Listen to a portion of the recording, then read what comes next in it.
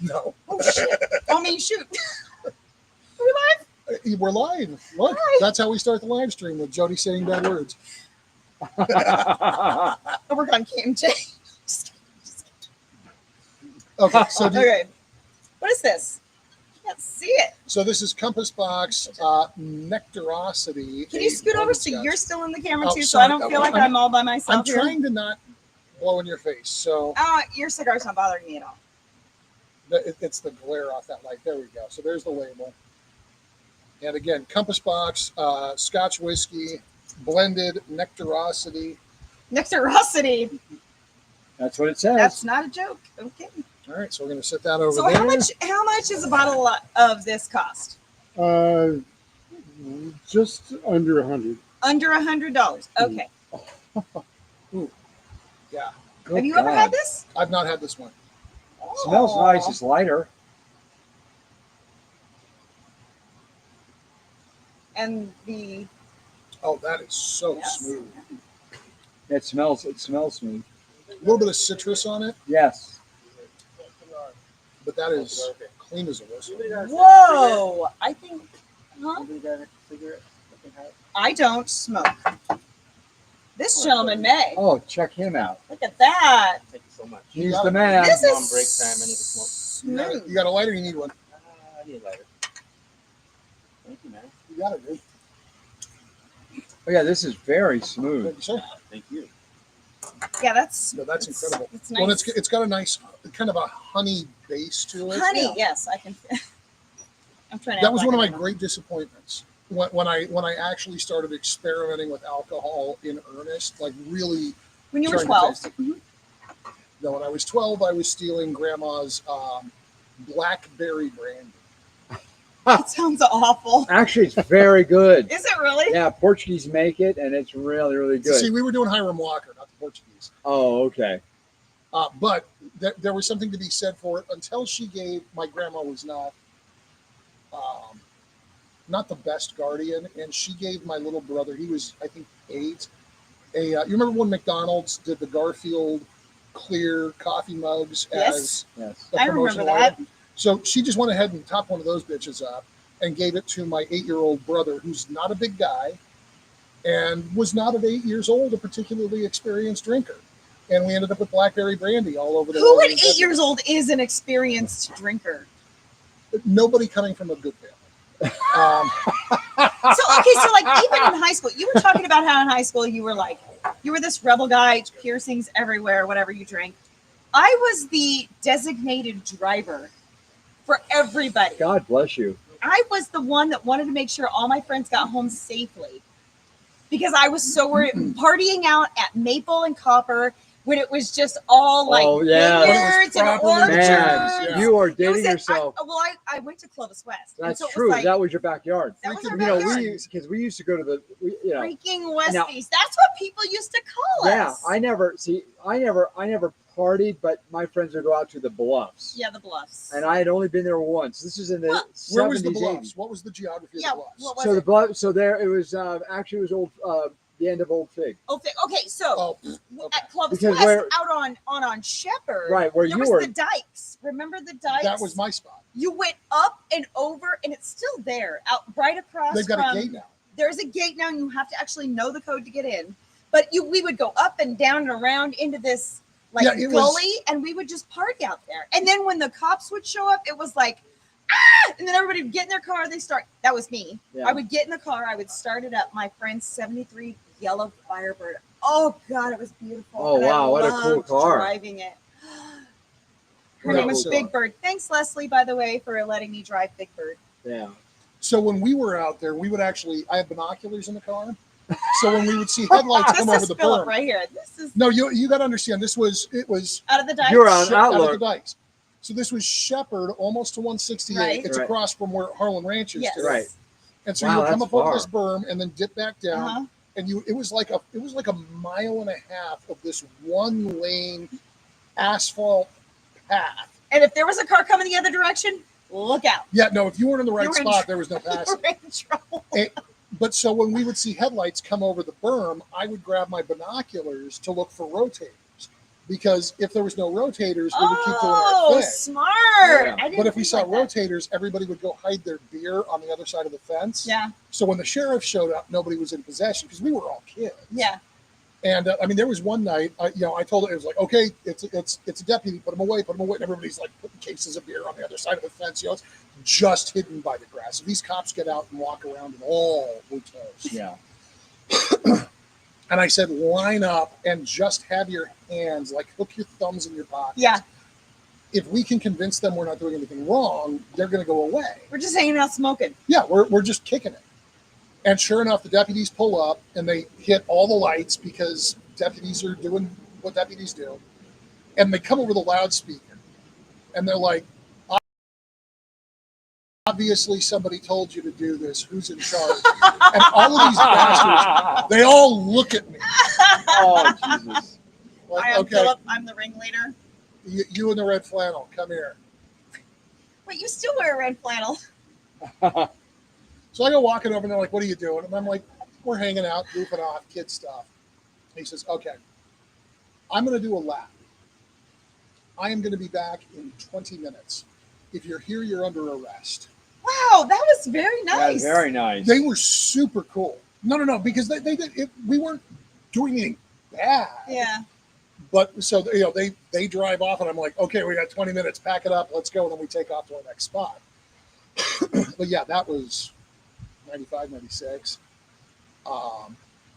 I miss that place so I was much. already out of college and working. I think I had a kid by then. Yeah. I had one 2 years later. Nothing like being the unwed teenage daddy, man.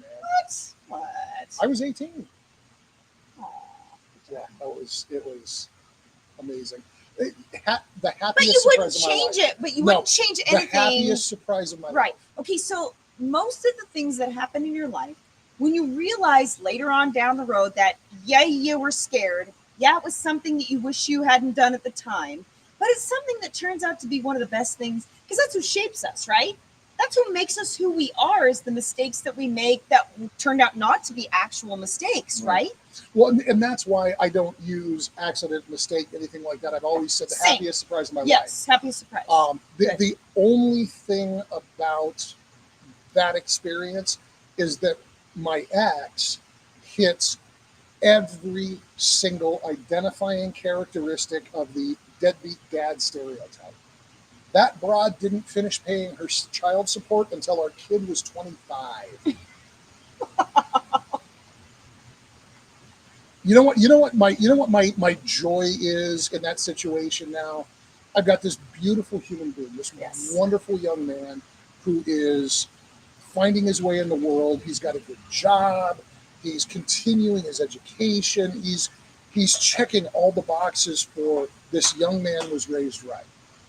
My joy in this is that my ex is now married. And the guy that she's married to gave her his name, as is traditional. And so now my ex's last name, I kid you not, is Gooch. Philip, take Sir, care. hey, good to see you, man. Likewise, thank you. Young lady, thank you. Well, Have thank a good you night, for man. coming. Yeah, We good appreciate night, you. gentlemen. Yes, Thanks for letting Good us night. talk about You're you welcome. and your cigars. it's all right. Thank Hey, you. thank you. But I think, okay, so you can look at that. You look at your entire life, right? And the things that you think were mistakes, or the things that you think that you did that were like not the greatest parts of your life, but again, they made you who you are. And really, like, look, you found Mrs. Teresin, who you absolutely loved. You could not imagine your life without her, right? Amazing. Okay, I have an ex that I wish things could have worked out, but it didn't. That's just the way life goes, okay? So you find someone down the road that really makes your heart happy and really makes you feel like, okay, now I'm finally alive. Now I finally found something that actually is something that's part of my life that I'm going to enjoy, make me happy and smile. But you're never going to forget who you were because like I would not trade what I've had in my entire life for anything because I have 3 of the best, most beautiful girls that I could ever imagine in Awesome my life. kids, every one of them. Could not even imagine not having them in my life. Of course. But I also am so glad that I'm not married anymore too. So it's like you just need to find that part of your life that makes you happy. Well, and Right? that's the thing is we're all presented with some form of adversity. Yes. And I've been really Yeah, I know fortunate that somebody- most of the adversity that Thank you for I have having us faced out. has been Well, thank you for having us out. pretty desperate. Such a wonderful treat. I was lucky. Okay, I did- don't get me wrong. Yeah, I had and weird so bumps in the During road. the Yeah. next My week, dad so a came lot out of of our the stuff will closet be when I on, was 4. on Facebook. And that was and then an following week, experience. It'll be this side. But when you were 4, you didn't So if understand you happen to anything be different, working those right? tonight, I'll be here. So it's just kind of What I Yeah. knew at 4 years Yeah. old was mommy and daddy I'll weren't see you living then. together. Perfect. Yeah. Thank you And so that much. was about But that spawned. Appreciate it, So man. how's this for a bizarre and convoluted path? Hey, say goodbye, Jake. Are you taking off, man? Yeah, I'm gonna take off. Thank Hey, you thank you, for my friend. all No the problem. booze. Yep. No, and the whiskey. We appreciate you helping us and educating us. No problem. Thank you, brother. Thank you. Thank you so much. So when my dad came out, my mom was obviously very concerned about what effect that would have because this was the early Was she 80s. surprised? About dad? Yeah, No. probably not. Okay, No. This was a thing that had been brewing for a minute. right. But my mom finds a psychologist who specializes in early childhood sexual development. This incredible woman named Loretta Herrera. Okay. And she worked at a place that the reputation of the Institute is a little wonky because they were kind of radical, but it was the San Francisco Institute of Sexology. Mhm. And she worked there. And I saw her for years. And her interest was what happens when you have a straight, cisgendered early childhood. I mean, I was 4 when all this started shaking out. Mhm. What happens when this child is confronted with this circumstance? Because a gay person having a kid in the 1980s and 1970s was unheard of. Right. And at the same time, while she was absolutely studying me to see how I was developing, she was also counseling me through all of the crap that a kid who's dealing with a divorce deals with. Right. Unbelievably wonderful woman. We lost her when I was 12. Cancer finally got the better of her. And It's a mean bitch. Cancer is. it took a beautiful human being. And her daughter, Melissa, reaches out to me and she sends me this care package. And there's some small personal effects from mom that Loretta wanted me to have, a lovely book that was very instructive at a point in my life when I really didn't know, 12, 13 years old, you're still figuring out how you were, Yes. much less how to deal with other people. Yeah. And it was this wonderful book. It's called The Impersonal Life. And it's tough to find because it was kind of a niche thing. But it is very much about embracing I am who I am, and I don't have to apologize for being that. And Melissa and I stayed in touch. And so as I get older, I get into radio. And she says, well, my brother was in radio for a little while. I was, really? She says, yeah. Ask your boss if he's ever heard of John Arroyo. And I asked my boss, and my boss then was E. Curtis Johnson, who Right. was running the Wild Hair. First Who program was your partner up until about a month ago on the KMJ? 2.5 years of some of the most fun I've ever had. Yeah, he's an amazing man. E is one of the greats in this business, Yes. and he's just a damn good human being. Agreed. And E's reaction was, "Oh yeah, John was our promotion director," and then we just kind of moved on, and I was like, "Oh, okay, yeah, so there's a connection." Well, fast forward, and I am now on the KMJ, and by the way, this is like 2 or 3 years ago. Yeah. So I'm not just a KMJ. I've been at KMJ for like 12 years. You've been a lot of places. Well, a couple of places. And I'm going through boxes of stuff, and I find the envelope that Melissa sent me when Loretta died. And in it is John's eulogy for Loretta. And again, Loretta was so dear to me. And so I sit down and I'm reading this eulogy, and as I'm going through John's words, and I don't have a relationship with John. He was a little arm's length with mom's old Right. patients, and that's understandable. And John is a psychologist now too. So his sense of boundaries is very firm, and I respect that. But his words mean the world because it's his mother's story. And I'm going through this, and he starts talking about how his mother's gift for helping people didn't get the recognition it deserved until John Borowski and Ray Appleton started having her on the radio.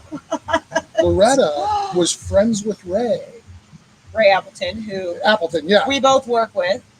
And it turns out that while I was, a child seeing Loretta as a patient, Loretta was doing hits with Ray. And I knew she did a bunch of media stuff. Oh my gosh! Yeah. And so I go into Ray, and I'm like, first I photocopy this thing, and I leave it on Ray's door, and give it a couple of days because I'm waiting for him to say something. Because who the hell would have a copy of Loretta Heroyan's obituary from 30 years ago? And finally I said, Ray, did you get the papers I left you? And he goes, what? And I said, Loretta's obit. That was you? Where the hell did you get that? And I was like, I'm friends with Melissa.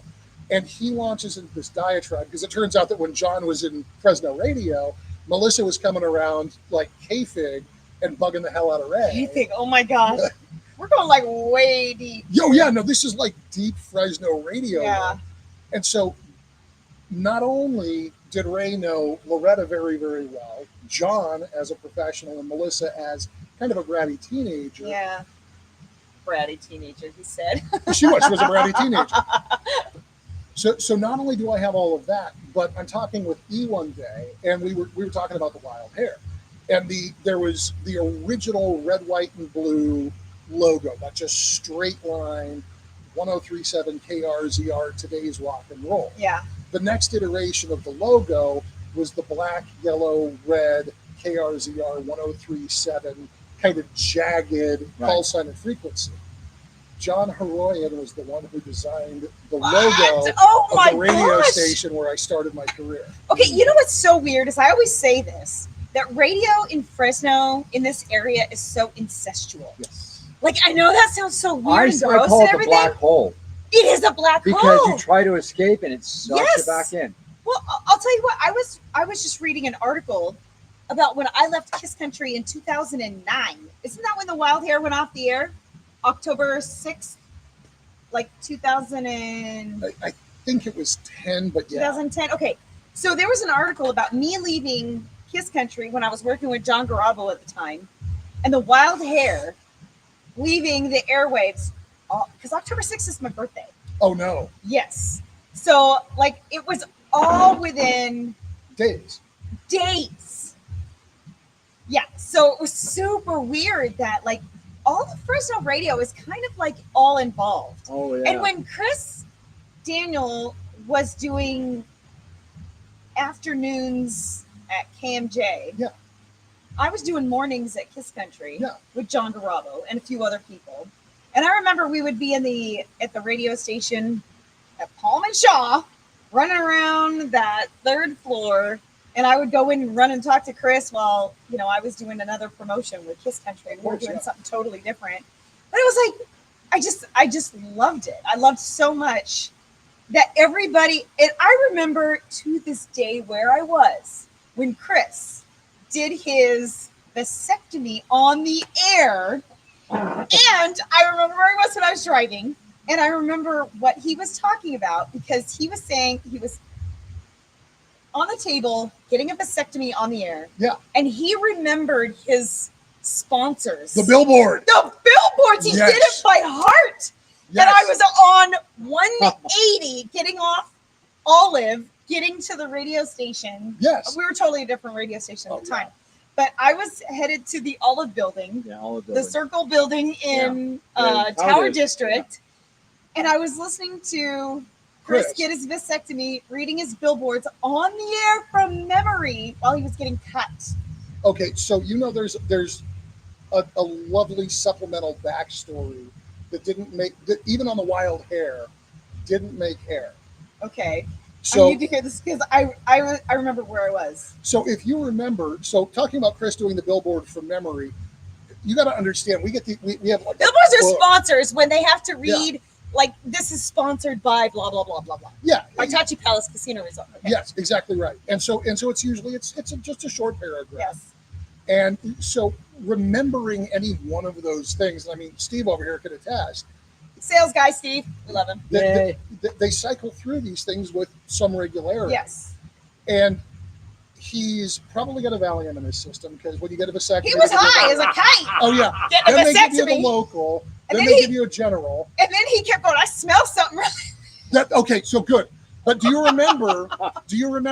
At the moment he's doing that billboard, the weird high-pitched whine that kept coming over the air? Yes. Okay, so what that was is we had, it's called a Marty unit. It's the remote microphone that we use on location. It's Not anymore. But we used to, yeah. But it's like a. No, we use the internet. Yeah. But at the time we used these low power AM transmitters. You had to attenuate an antenna, all that stuff. But so the Marty had to be plugged in, and you can only run XLR microphone cable so far. So they had the Marty unit plugged in the theater, the operatory room. And Chris, being on the table, could not handle an energized piece of equipment because he's having the cautery. Because when they do a vasectomy, they cauterize the vas deferens as part of the preventative Yes. don't let it come back together thing. Yeah. And so they're doing the cautery. That was what that high pitched whine was. That Okay. was the cautery. I remember that vividly. What you didn't hear was the huh in the background. Is that you? No. Oh. No, that was the producer of the morning show. That was a guy who was third chair. He was morning show producer. Which means that he wasn't the host, he wasn't the co-host. He was the third guy. He was because Chris and Jen were first chair, Yes. second chair, and so this guy was third chair. Brilliant guy, hosted his own morning show.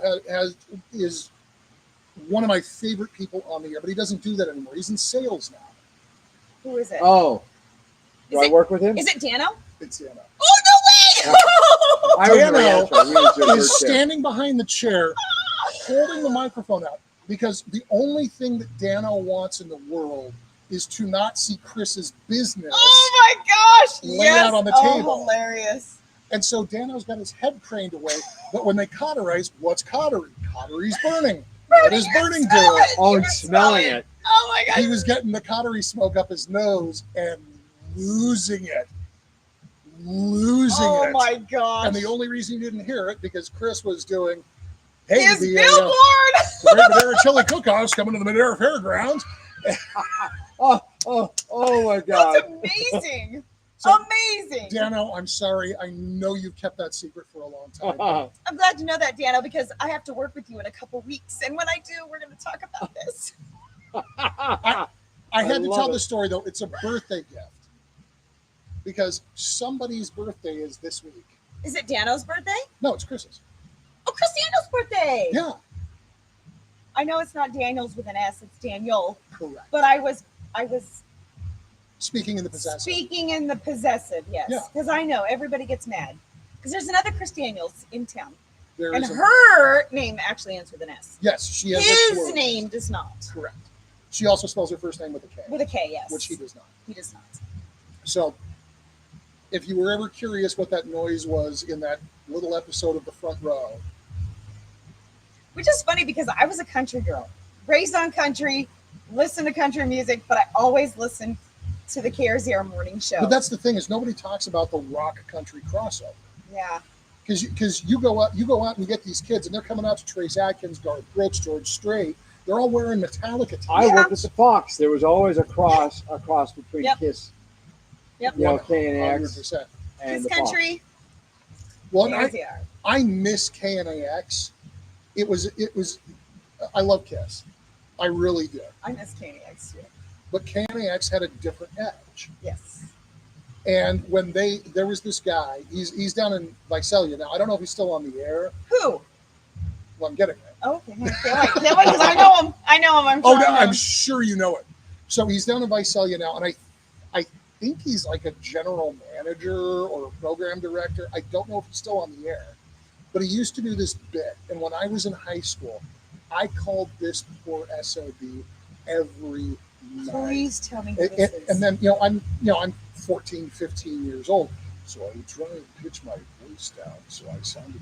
Oh yes, you sound older. Oh my gosh, this is amazing. I need to hear. You're going to be on the radio. You got to sound cool. And so I would try and pitch my voice down. And this poor guy not only put up with that, because I'm sure I sounded like a complete jackass. Yeah. But then he would put the requests on the air. Cry and love it or leave it. Cry and love it or leave it. Randy Hendricks. Randy Hendricks! Randy was one of those guys. Hi, Randy. I enjoyed Randy so much. And when they let him go, and of course, I was a kid in high school, so I didn't yet know that the way it works in radio is Friday afternoon you get called in, handed a check, and then Monday morning there's somebody new on the air. And so there was some other dude on the air, and I called in, and it was, I forget, the guy was calling himself like Big Jim or something like that. And Jim Roberts. Might have been. Jim Roberts. Don Lasagna. Jim Roberts. Wow. But I called in, and I was like, "Where's Randy?" And he's like, yeah, he's not here anymore." I was like, "Oh, you suck," and hung up on him. Yes. I was pissed, and it wasn't much long after that the KNAX went up and blew smoke up. anyways. Oh yeah. Yeah. But yeah, I know Randy's still in the business. I was a huge. I follow fan. him on social media still. We're friends on Facebook. Yeah. So he might even see this. Hi, Randy. Hey, Randy. Yeah. Hey, Randy. We I all don't know remember but hey, you. Randy. If you remember that 14-year-old that used to call in asking for what? Stairway to Heaven. No, it was a country station. KNX. It was country. Oh, damn it! I don't know if I've got the name of the song right. All my exes live I'm going in Texas. through the Big D and don't mean Dallas. I can't believe what the judge had to tell us. Yeah. Yeah. What's the name of the song? Going through the Big D. Is that it? Yeah. Okay. I just didn't want to say that because Big D Or Chestnut. has a different meaning today. Yeah. Yeah. Wow. Is that? Woo! Anyway, so on KNX, and one of the OG DJs Yeah. on Kiss Country is a guy named Tim Hill. Used to go by T-Dog. I don't know if you guys remember him. I don't Anyway, remember him at all. when I was 15 years old and I was just starting in radio, I was on the air with my dad on K-Free 940 AM. And we were on Wow. Sunday afternoons, my dad and I, and Aunt Linnell. I know you guys Aunt both Linnell, remember yes. her. God, miss She that used to girl. call us the darling daddy-daughter duo. And then on the other side of the glass, because there was just a piece of glass into the KNAX studio, Yeah. was a guy named Tim Hill, Okay. T-Dog. Anyway, I used to go in there and I was 15 and he was like 21. And I was just like, "Hi." Just had the big old crush on him. Oh, that's good. It was lots of fun. So I don't think I've ever had a radio crush. No? No. Everybody has a radio crush. The closest I ever got to a radio crush was Carlota. Oh, Carlota. Oh, God, I love Turns that out that was a girl. non-starter. Oh, So- yeah. That's fair. But no, but Carlota, I mean, she's just Oh, she was Incredible. awesome. She was. she was Loved one of the her. best. Yeah. And I think she would have had. Go ahead. Tell me about Carlota. so I got to work with her. We Yeah. crossed Yes. over briefly at the Wild Hair. Yes. And she was awesome. Carlota's everything that you hope. Yeah, Mm-hmm. And I worked with her at New Rock. you were early. Yeah. She So was awesome. So my first time having like real shoulder to shoulder work with Carlota, E sent me in to run the board because she was doing an interview with Rob Halford, Who's that? Judas Priest. Oh, shoot. Yeah, big deal. Big Okay. deal. Big deal. And so Carlota wants to tape this interview so that everything goes flawlessly. And so if she needs to do any edits, because rock stars be rock stars, and the Wild Hair didn't have a delay.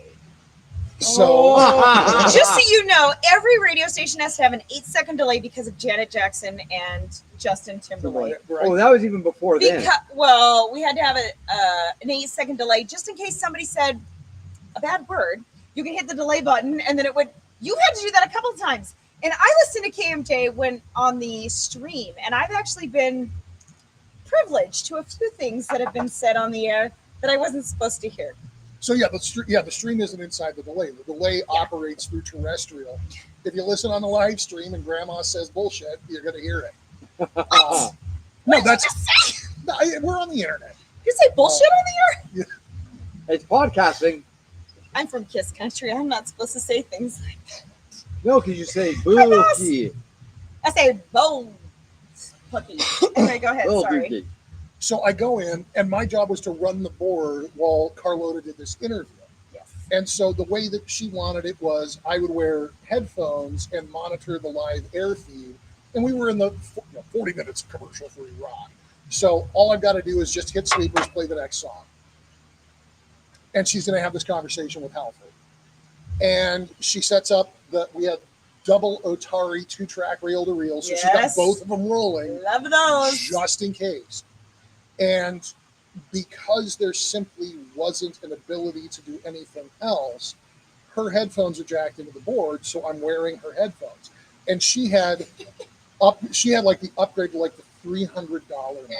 Oh my gosh. And I'm just like, oh my God, they feel like $300. Like they were like they're like butter on my ears. I want to keep these. They had like memory foam ear cups. Yes. Oh, they were so nice.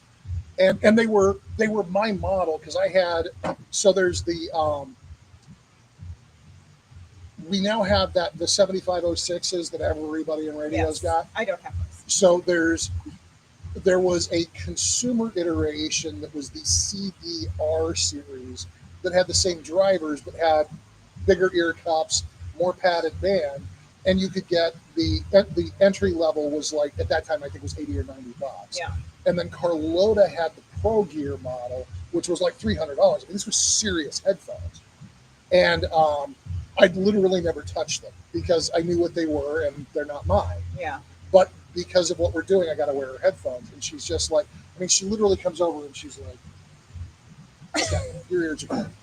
And, oh my God, she made you do alcohol pads on your ears before no, she just looked. She was just doing a quick hygiene check. In all honesty, as a radio person, your headphones are your equipment for your job. Is there anything more personal than your headphones? Besides the microphone, yeah. Yeah. No, there's not. I don't want anybody using my headphones. Don't put your greasy old waxy ears all over my headphones. Those are mine. If you want headphones, go buy your own. Please don't touch my headphones.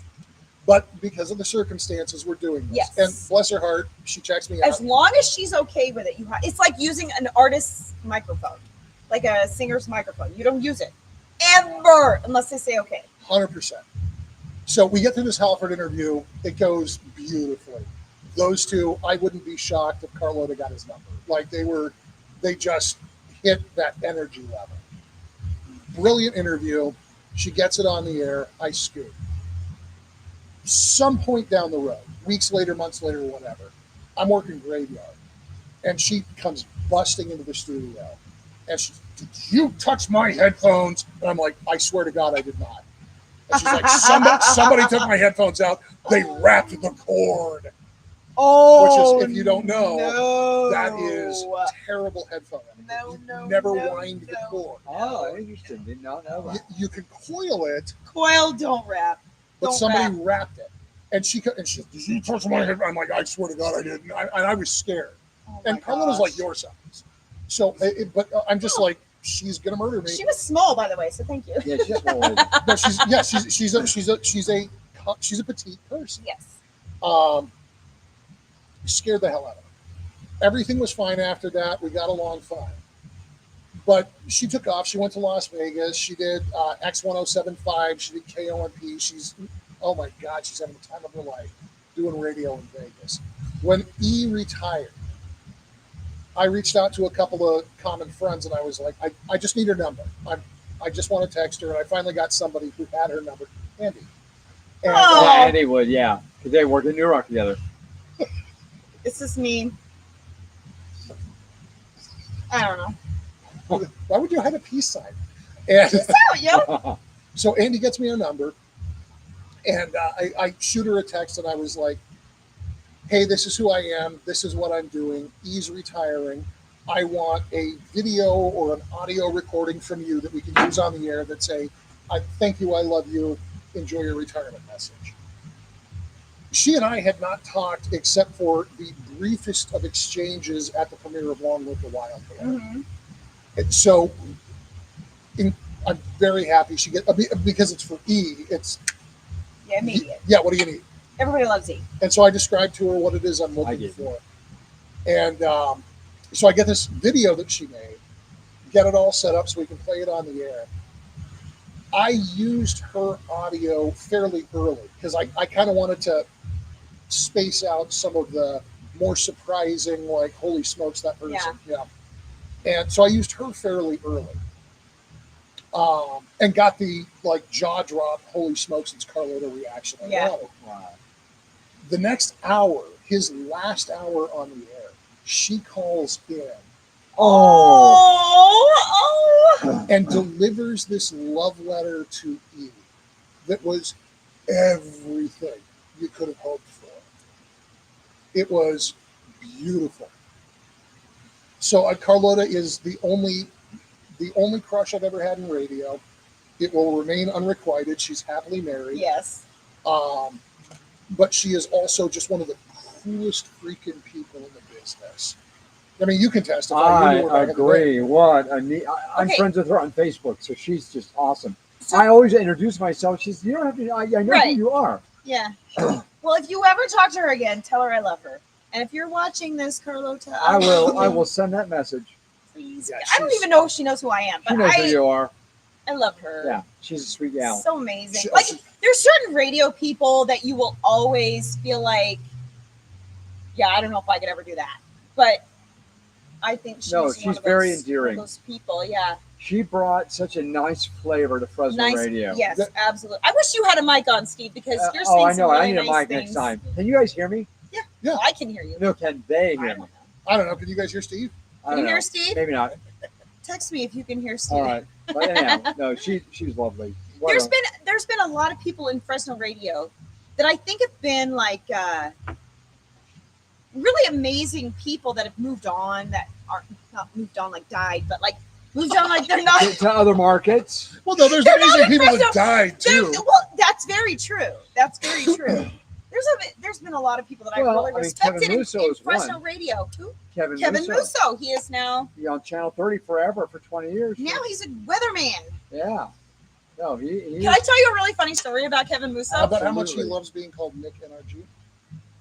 Oh my god, totally forgot. Oh shoot, everybody's got like there was a lot of people that went through Fresno radio that had like names. Yeah. Like Sean Blackstone, was not really a person. But like oh my god, I totally forgot about that. Anyway, okay, so funny story. About, Hey, Kevin, I'm sorry. we hear Steve. I Okay, won't yes. do it again.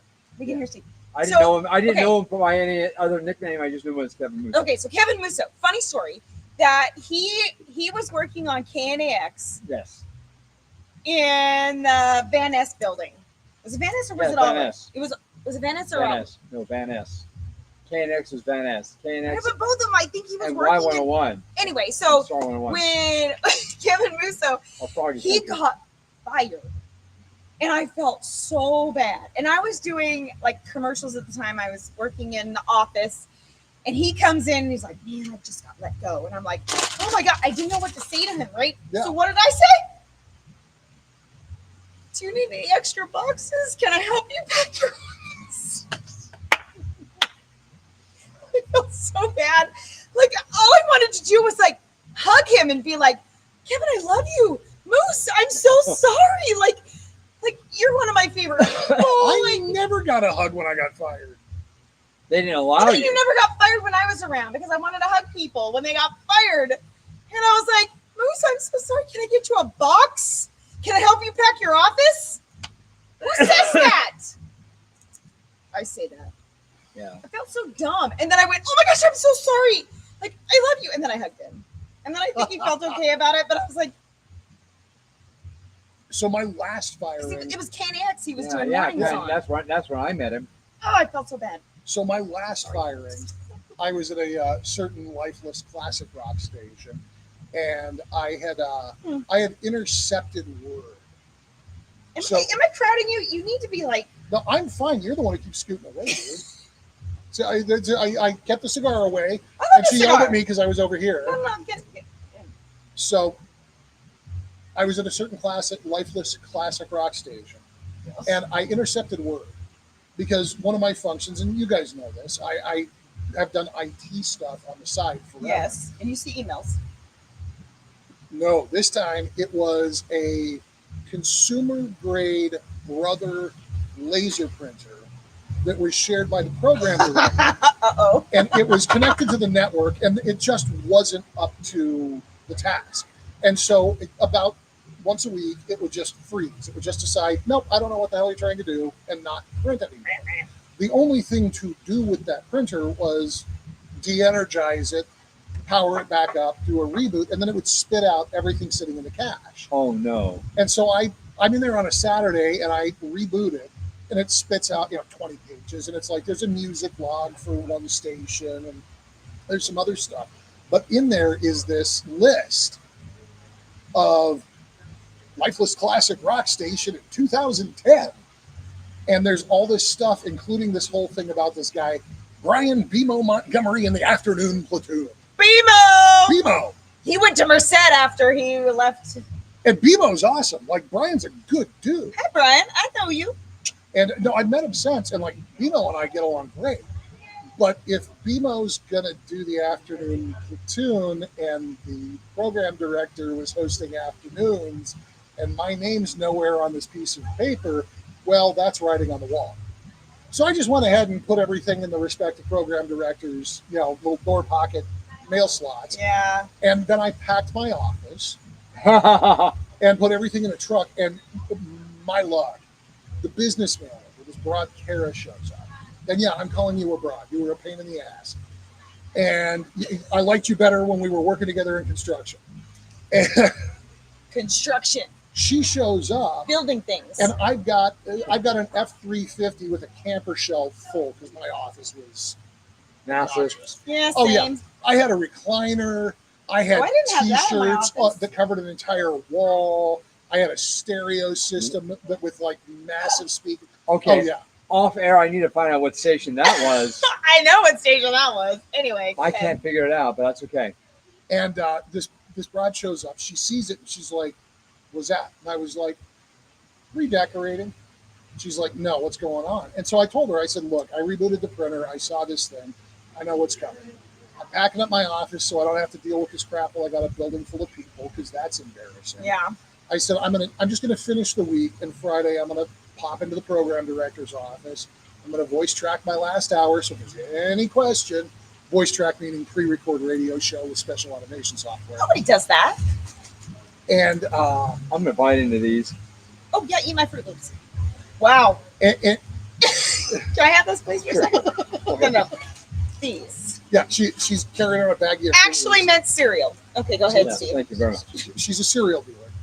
And, Cereal something. Not sure what it is. and so the business manager's like, "Oh, okay." And I figure this person who has not been in radio for any length of time is just going to leave it the hell alone. Yeah. No. Wednesday, my program director and the business manager come into my office, tell me that it's time. I'm like, "Really? You're not gonna let me finish the week?" "No, but we're gonna pay you out." Like, okay, that's not the same thing. I wanted to be able to say goodbye, but whatever. I'm not gonna fight.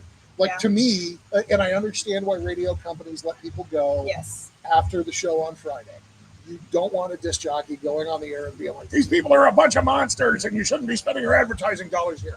It's like people at Walmart when they quit and they go on the microphone and they're like, right? Right? People that do that? There's people that Yeah. do that. To me, a good reference is much more valuable than the probably incredible satisfaction of going on the air and saying, "Everybody who Deuces! See ya! But so they do what I they do. wish I could have done that a couple times. Oh my god! And so there's only two.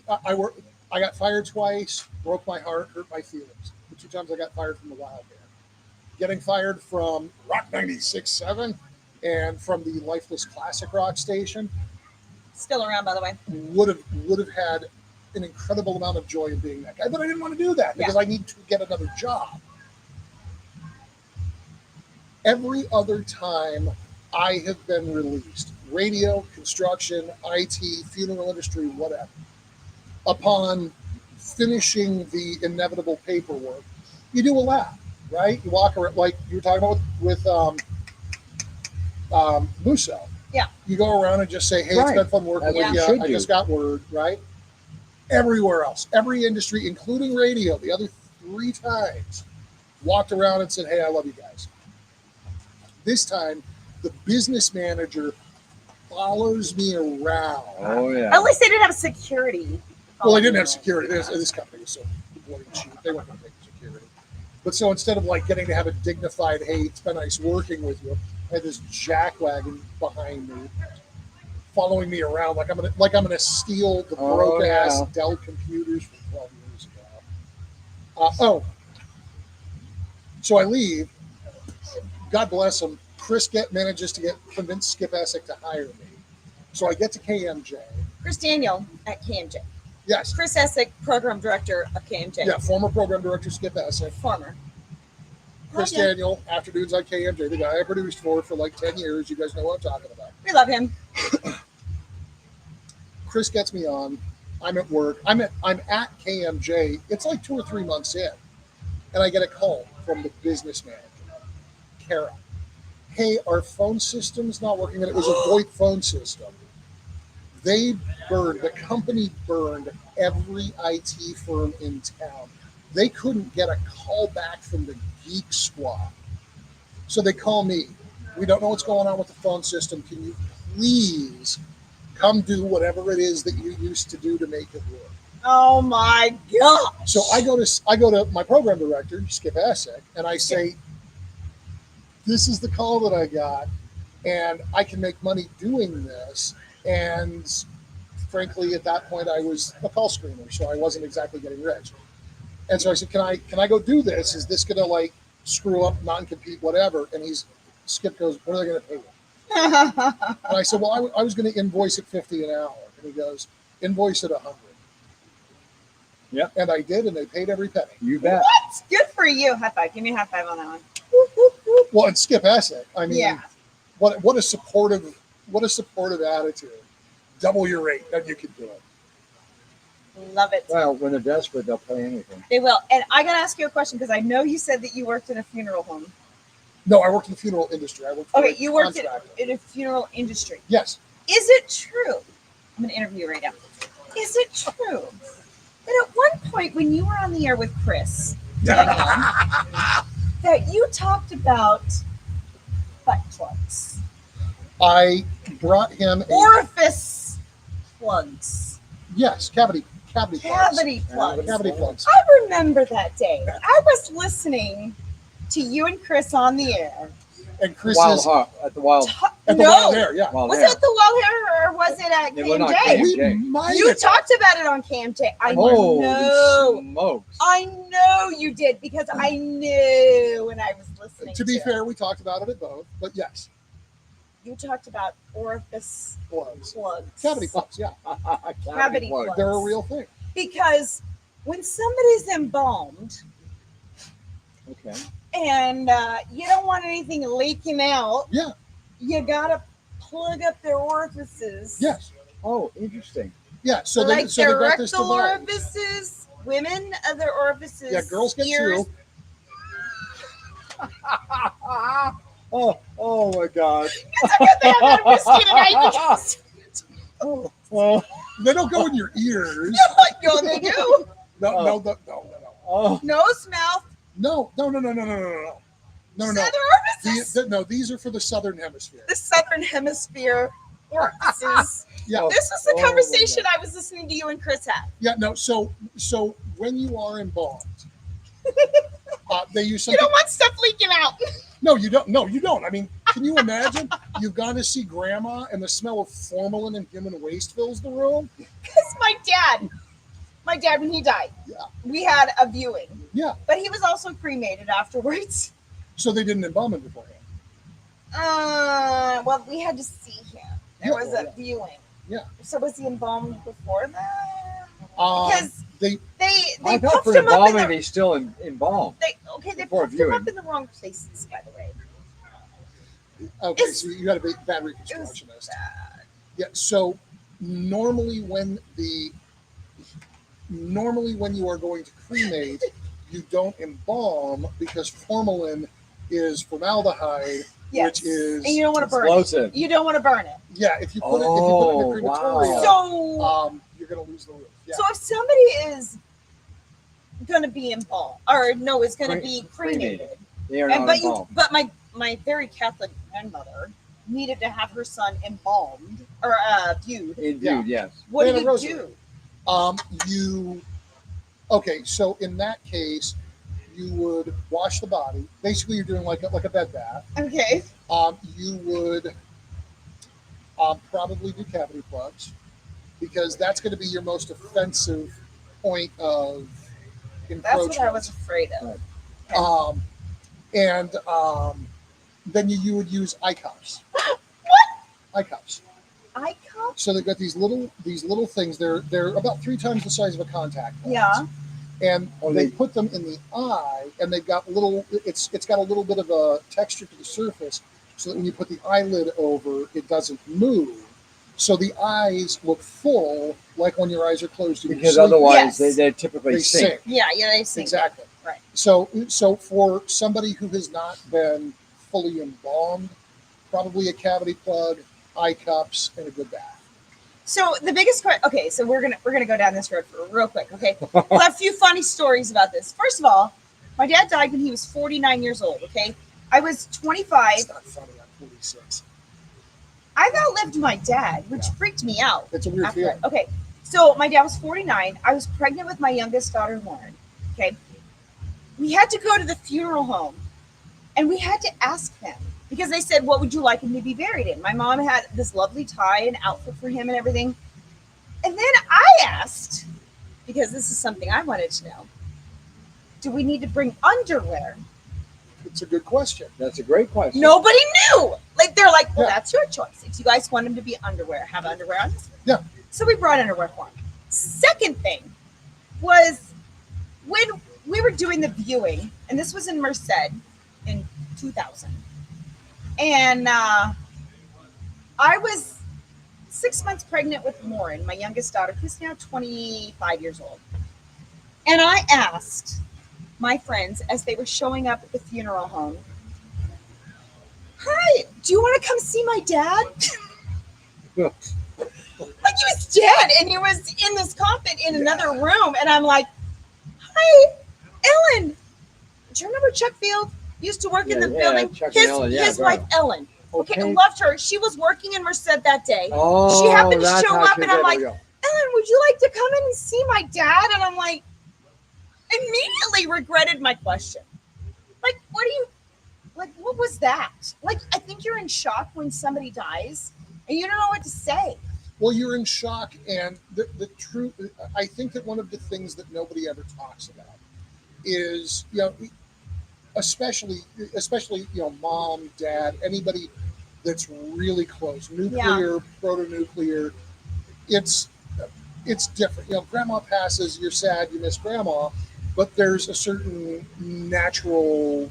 Grandma was 80 It's years expected. old, and Yeah. you don't have quite the same reaction as a 49-year-old. That's very young. Very young. That's a punch in the gut. Lots of people actually find, and nobody talks about it because it's not politically correct. It's not a safe thing Right. to admit. Lots of people actually get just a little bit of joy in the oh shit face that people make when you tell them that somebody has died. Yeah. It doesn't take away the grief. It doesn't end your mourning, but it's just this little moment of got him. But immediately after I said, "Oh, can I go see my dad?" I'm like, "I'm so sorry. You don't have to go if you don't want to." But she was very nice. She said, "Yes, I'd love to see your dad." And so I went in there with her. Yeah. And said, "This is my dad."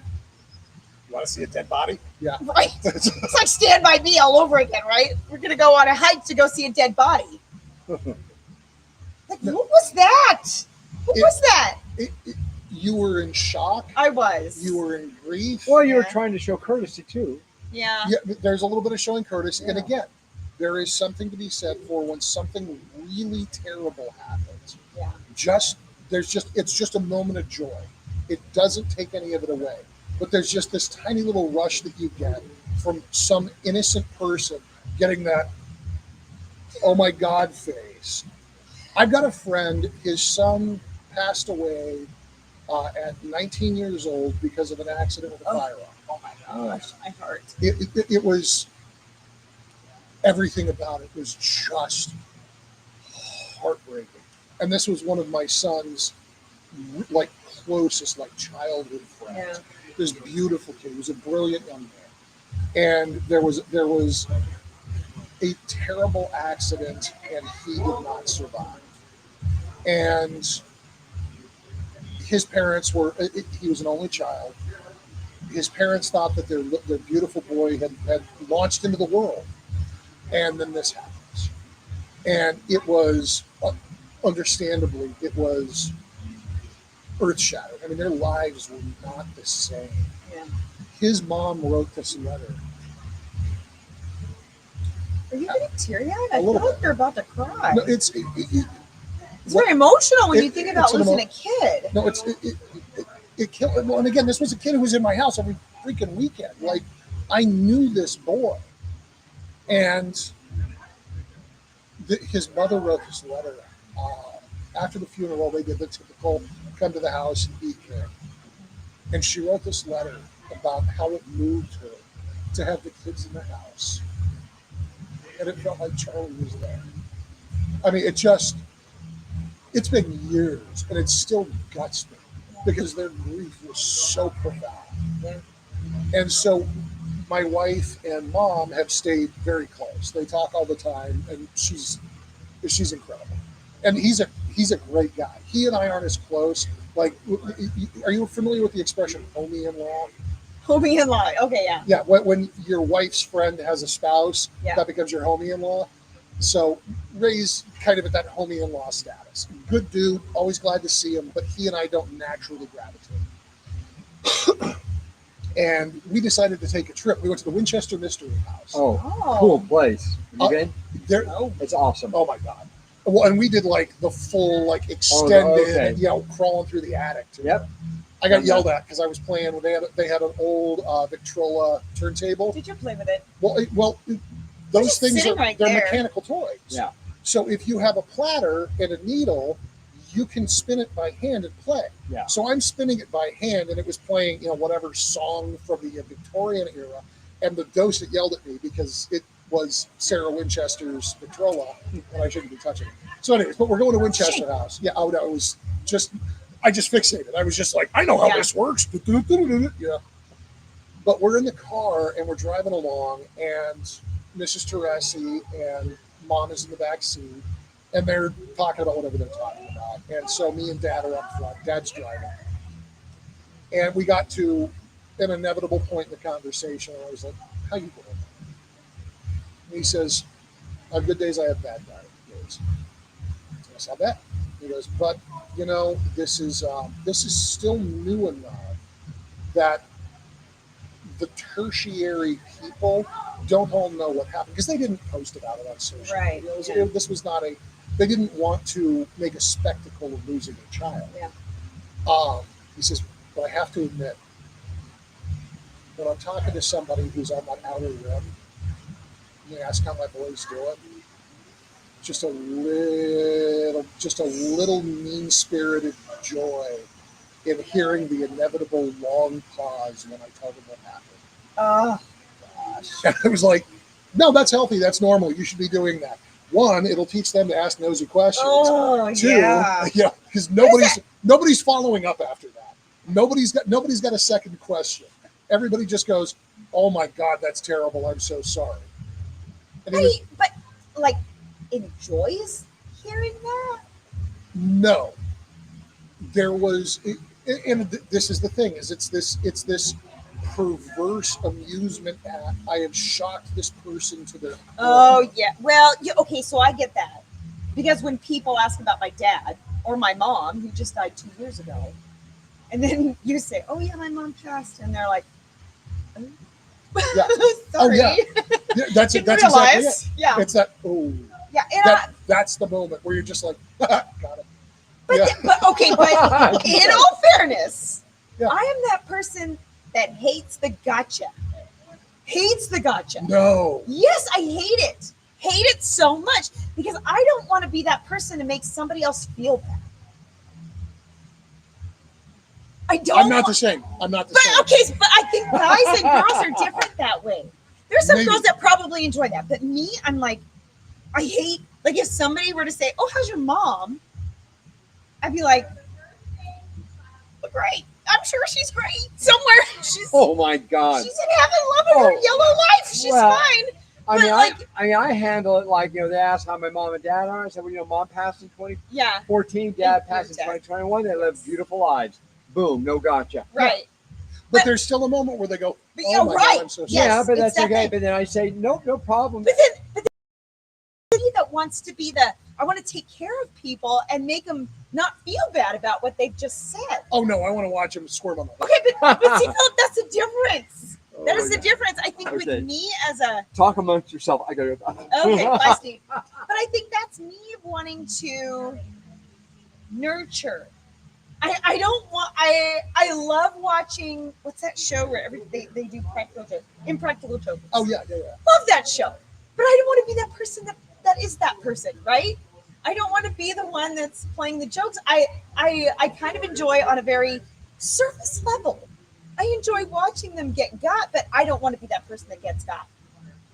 Oh no. Does that make sense? Like I don't want to. It does make sense, and it means you're a nicer person. I'm a very like my mom was like so into the whole guilt thing. Like it's so hard to explain. I don't want to be the bad person. I want to be the good person that like if I were to tell a joke, play a joke on something, right? Yeah. I'd be like, you ask me a question, I give you a silly answer. Oh, just kidding. Like immediately I'm trying to make you feel better about it. I'm that person. I hate making people feel bad. I don't want them to feel bad. I don't want to devastate somebody and ruin their week. I am very content to watch somebody squirm for 5 minutes. I'm not that person. I'm so not that person. I don't want to watch No, anybody squirm ever. No, and it's funny because like discomfort-based humor, like The Office, Yeah. the Studio, I hate it. I can't watch those shows. But somebody, and I mean at this point, given how publicly we live, Yes. I think that most people know Dad's dead and gone, and Yeah. has been for Yes. Jesus 30 years now. But if somebody rolled up and asked me, so what's your dad do? I was like, oh, he feeds worms. Wow. I don't think I can do that. And then and there's the inevitable puzzlement. What do you mean? Right. Well, he's been dead since 1994. I mean, what do you think he's doing? Pushing up daisies, and just to watch him go. Blah, blah, blah, blah, blah. Yeah. Man, I'm like, I don't know. On a radio station in the sky somewhere. Him and Jesus are playing, like the Beatles. I guess I don't know. Like, but anybody that knows me, that knows my dad was in the radio business, also knows that my dad passed away Of course, yeah. in 2000. No, your dad's passing was a thing. The people in our industry. But it was also before social media. Yeah. But it was also like, I miss my dad. I talked to my dad every single day. Yeah. That was one of the things that I loved. And the day he died, I didn't call him. And I feel awful. But I know he loved me, and I know that he knows that I loved him. So I don't really have any regret about that kind of thing. I don't have much regret about my dad because he knew how much I loved him. Yeah, I follow that. I don't think I talked to my dad the day that he died, but we knew Dad was dying. Oh, see, I did not. It was very sudden with my dad, and I saw him the day before. Oh no, my father, God rest his soul. There was a point in his illness, because my dad was a pretty robust guy. I mean, surprise, surprise, I'm a big guy. Dad wasn't as heavy as I am, but he was a solid guy. Mm-hmm. And so there was a point in his illness where he had started to lose weight, but didn't yet look unwell. Right. And so inevitably people would compliment, oh my God, you look amazing. And he'd be like, well, thanks, I'm dying. Even more on the nose. Oh, thank you. I call it the AIDS diet. Oh, that's awful. And this is at the height of the crisis. This is the early 90s. Yes. And he would throw that out there. And you would have people who had witnessed this terrible thing. Yeah. And I mean, folks who sat with friends, with lovers, with family, and watched this terrible. I mean, I cannot express how terrible dying that way was. Right. Yeah. And he would say that, and people would lose their shit. It was the funniest thing. It's probably his fault. that it was Funniest? funny. No, it was. because right, because he's yeah. the one who's dying. Yeah. So you can sit there and be uncomfortable because I don't have long enough to apologize. Right, yeah. Yeah. And it was I think that's part of why my sense of humor skews the way it does, because that was very much his sense of humor. Yeah. And it was good for him. I mean, he would throw stuff out. We'd be at dinner with my grandparents, and he would just start talking about. So when I'm pushing up daisies, my grandmother would lose her. Say hello to these people. Hello, They're here for